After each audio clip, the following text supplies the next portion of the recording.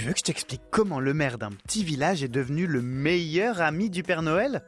Ok, mais par contre, moi je raconte mes histoires qu'aux enfants qui se lavent les dents. Donc attrape ta brosse à dents, ton dentifrice, et tu frottes jusqu'à ce que l'histoire soit terminée.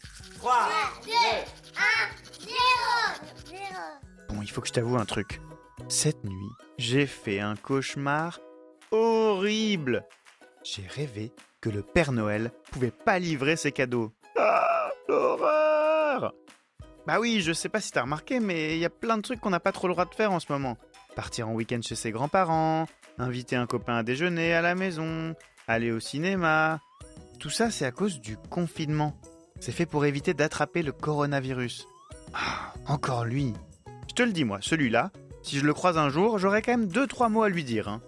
Enfin, en tout cas, dans mon rêve, à cause de toutes ces règles, le Père Noël était obligé d'annuler sa tournée. Et résultat, le lendemain matin au réveil, tu sais ce qu'il y avait sous le sapin ? Rien du tout. Ah, on est d'accord, c'est le pire cauchemar de l'univers. Bon, mais heureusement, après, j'ai entendu parler de l'idée de Guy. Guy, c'est le maire d'un petit village qui s'appelle Riotor. Et tu vas voir, il a trouvé une astuce imparable pour permettre au Père Noël de distribuer ses cadeaux. Tu veux que je t'explique ce que c'est ? Ok, pas de problème. Mais avant que je te raconte tout ça, une petite question. T'as demandé quoi, toi, au Père Noël ? Ah, ouais, pas mal, bonne idée. Bon, moi je t'avoue que des idées, j'en avais pas trop. Alors j'ai fini par lui demander 2 trucs. Le premier, c'est plein de bonbons. Et le deuxième, tu sais ce que c'est ? Eh oui, une nouvelle brosse à dents pour pas attraper de caries. Alors qu'est-ce qu'il a eu comme idée, Guy ? Eh ben figure-toi qu'il a décidé que dans sa ville, le soir de Noël, le Père Noël aurait droit de faire à peu près tout ce qu'il veut. Se promener dans le ciel aussi longtemps qu'il veut, garer ses rennes devant les maisons et même emmener avec lui 6 lutins pour l'aider.